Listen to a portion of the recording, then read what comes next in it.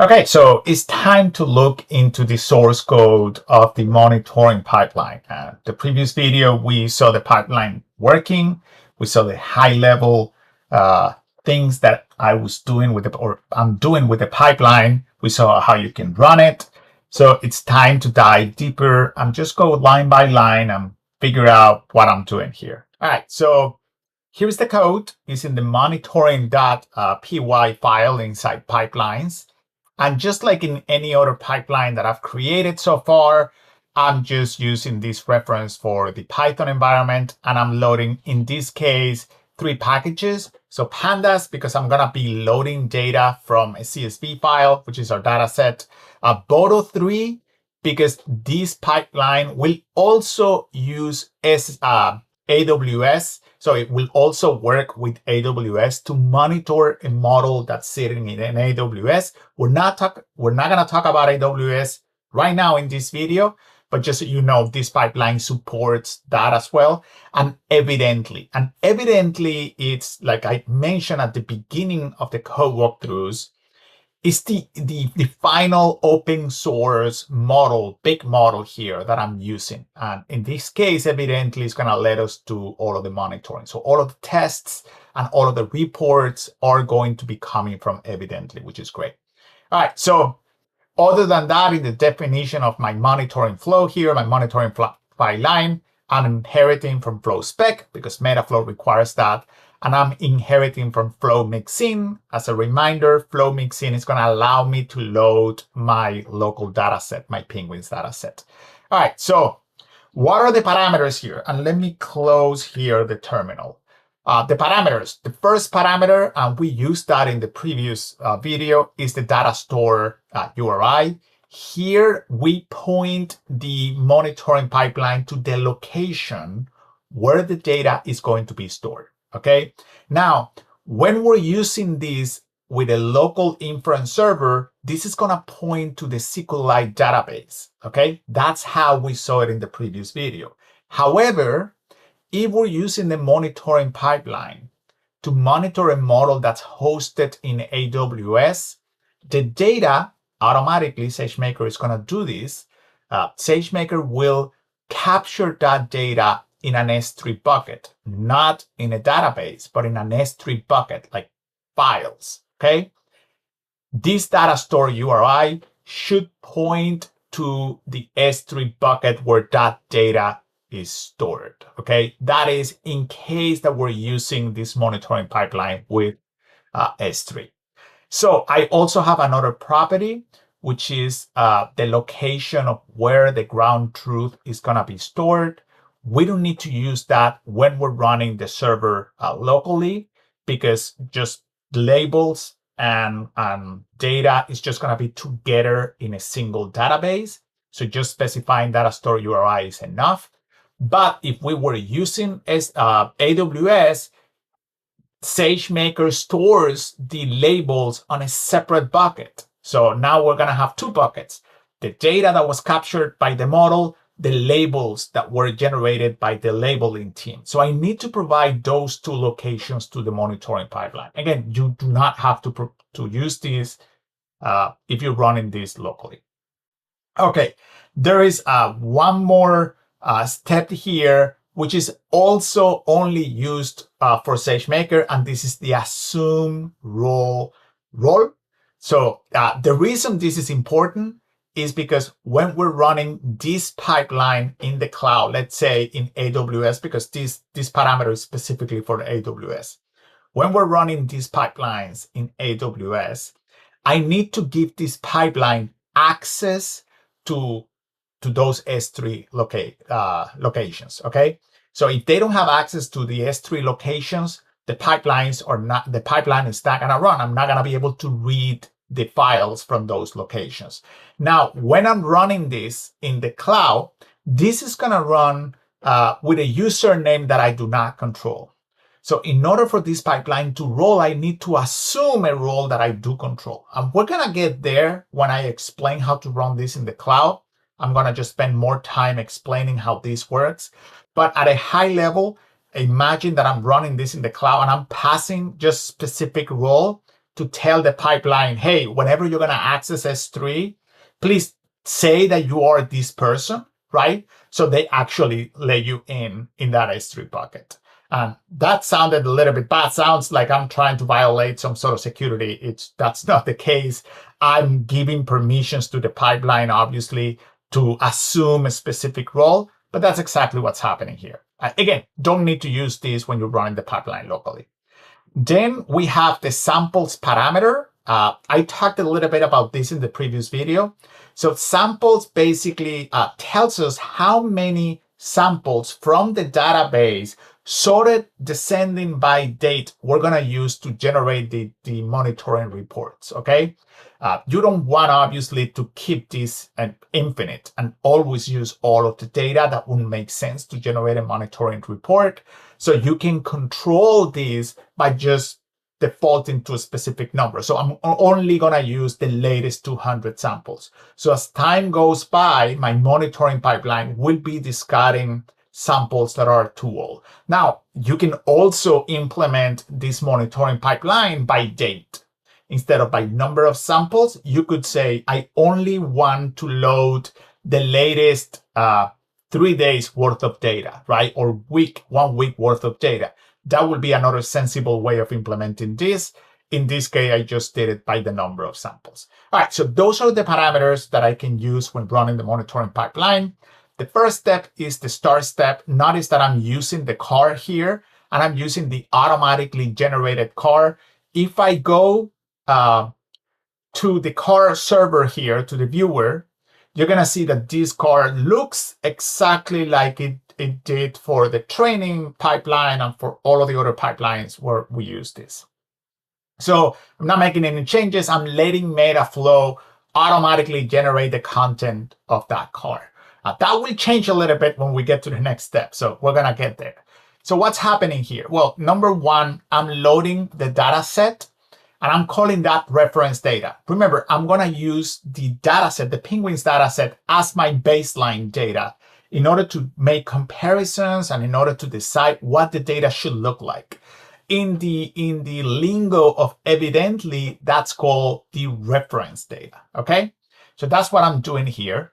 This is just to work around certain requirements from Evidently. Specifically, when running, you get here the comment, when running some of the tests and report, Evidently requires us to have a prediction column in the reference data so it can actually make a comparison with the production data, which is called current data here.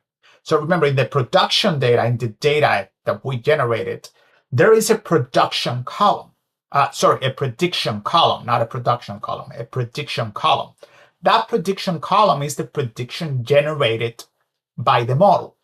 But in the training data set, we do not have a prediction column because we haven't predicted anything.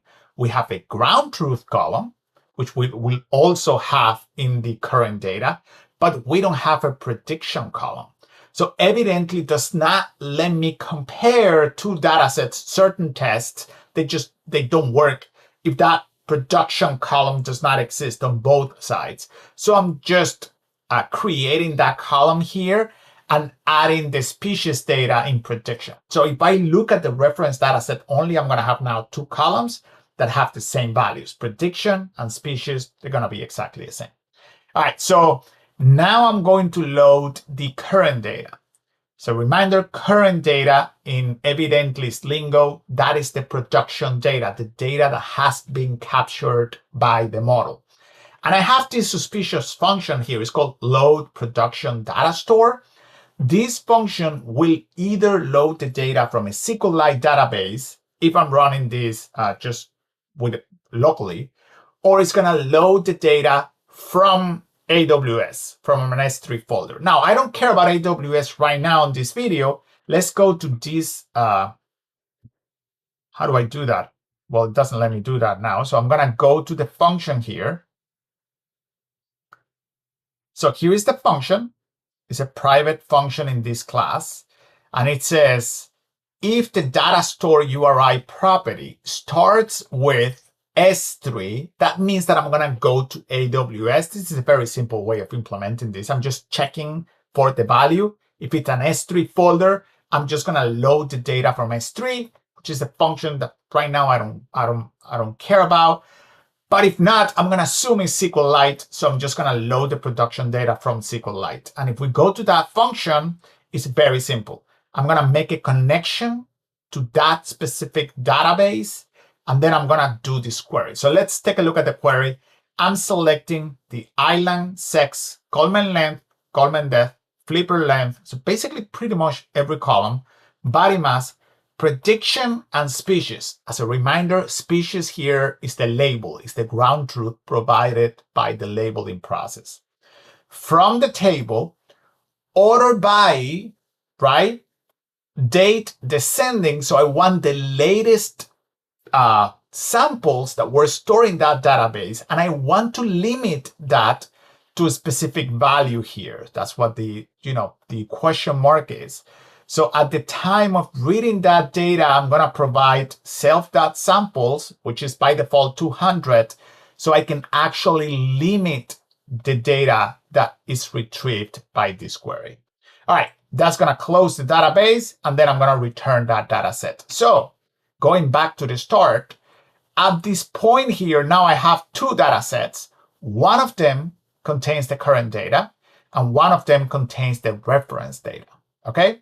Now, some of the tests and reports required labeled data.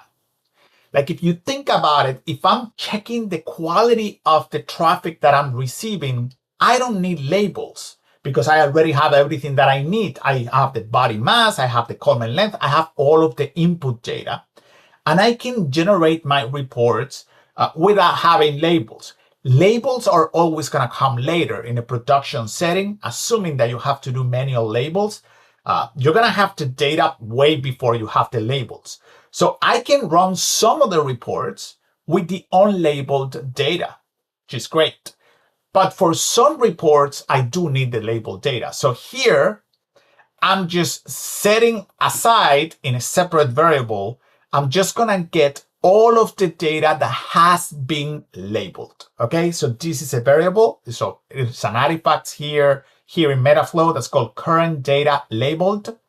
And this is just going to get from the current data, it's just going to get every single value that is not null, that the species column is not null. Okay, so now I have three artifacts, one with the reference data, one with all of the latest fields or samples that were added to the database, and one that only contains those samples that were already labeled. Okay, so that's what's going to happen here.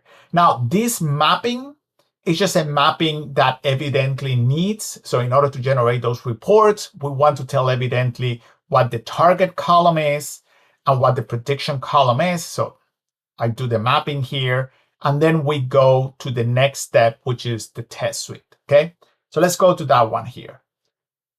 Starting out, there's something different here that you have not seen before. So this card, I'm saying that is type HTML. So by doing that, now I can spit out in that card any HTML content, and Metaflow is going to display it. So if we go to the card viewer and we go to the test suite, this here is just HTML that was generated by Evidently. Okay, so I can just set my card to HTML, grab the HTML generated by Evidently, and put it in my card. And that is super, super cool way of displaying that information. So let's see what I'm doing. I'm creating a test suite with a bunch of tests. And you can split these tests in different steps if you want to. It's however you want to organize this is up to you. In this case, I just added a bunch of these tests together. By the way, there are many, many more tests. I'm just going to mention some of them. You can check them on your own, but I'm just checking that the column types is what it needs to be. Like if I go here, column types, the number of columns with the type mismatch is 0 out of 6. So for example, if we're waiting that body mass is a float number, but all of a sudden we receive the body mass as a string, that will get reported here. This test will fail and it will be reported here. Okay, so these are the type of tests that I'm looking at. The number of columns has to match, the number of empty columns, the number of empty rows. So all of those are different tests. Again, there are more tests that you can put here. There's specific tests here that I'm just running for one particular column. Like in this case, the mean value just for column length. I want that test just run on that particular column. In this one here, this test will pass only when the island column is one of the values specified in the list. So this test is great to detect maybe the scientists went to a different island and they reported the penguin and brought back a penguin and sent it to our model, but that's an island that is not here. So not only the model has to be protected against that, but we will also like in the monitoring process to get a signal that that happened. So we can actually go and make a decision on how we want to handle that going forward. So this is a great test, just checking categorical columns. This test here focuses on the number of drifted columns. That's the final test that I'm running, the one that you see down here, right? And in this case, we have 0 out of 4 features that are drifted. And those 4 features are these 4 features that I'm passing here, okay? So cool. By the way, this equals 0 means that for this test to pass, the number of drifted column has to be 0. Sometimes have a very large data set. There's certain columns that are not that important. And you say, well, at least maybe 10% of my columns can drift. I don't care about that. If more than 10% of my columns drift, then I'm going to care about that. And you can adjust these tests to trigger only when more than 10% of the columns drifted. In this case, I just want 0 columns drifted.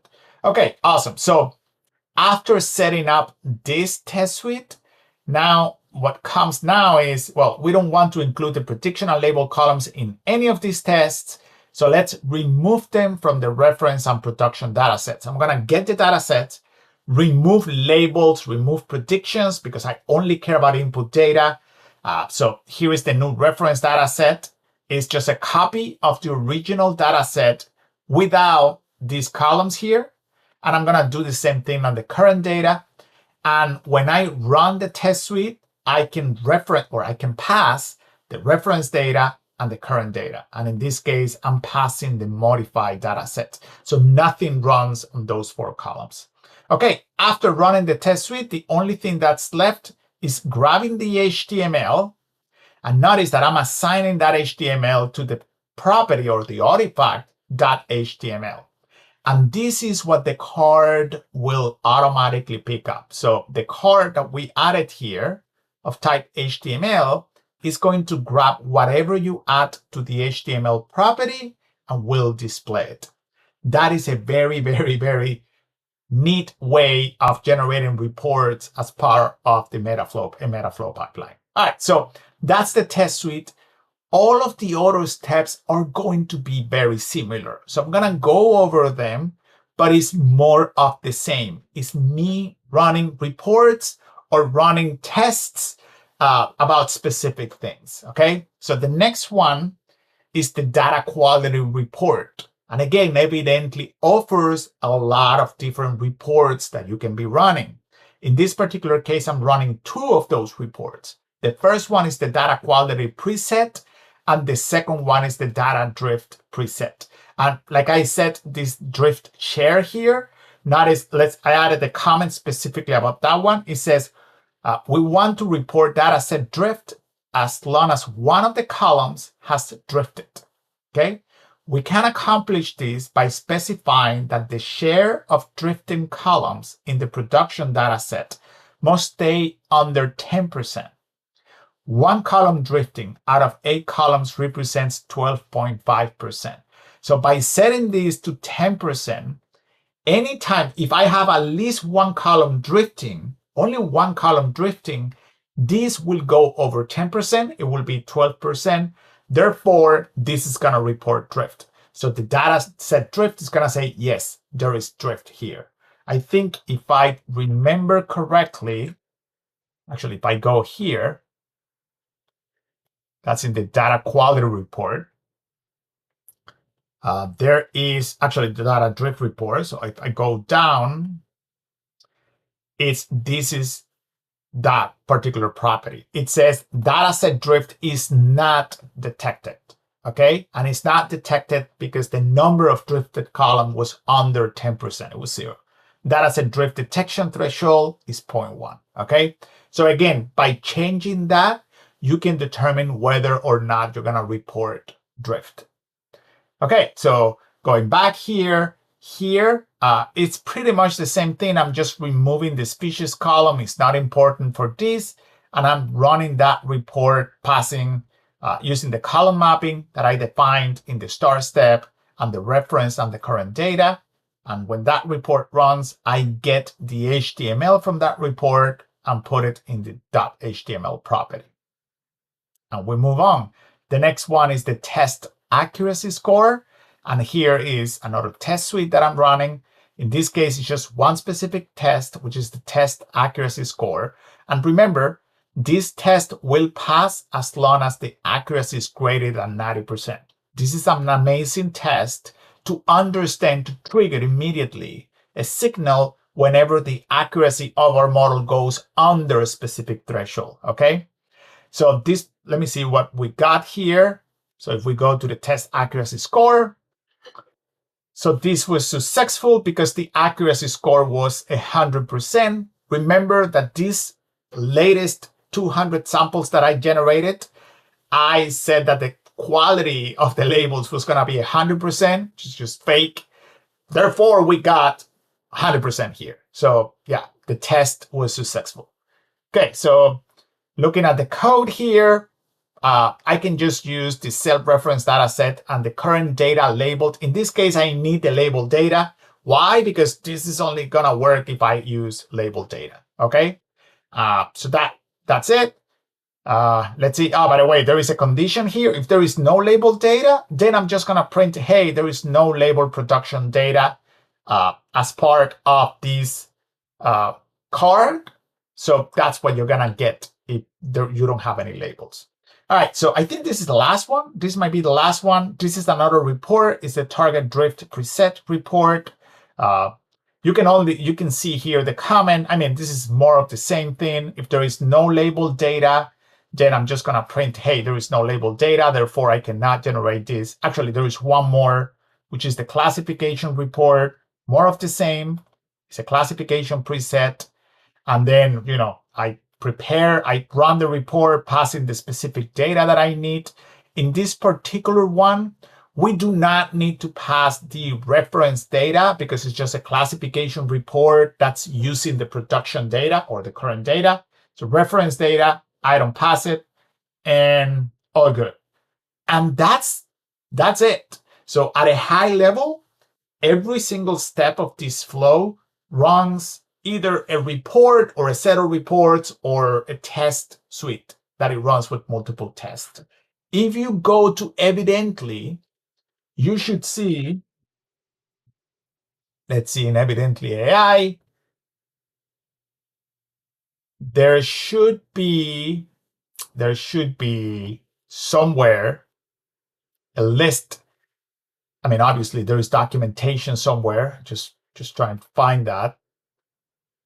Okay, so here is the documentation. Let me make it a little bit bigger. And tests and reports. Let's see. There is a place where you can see every single supported report. I don't know what it is right now.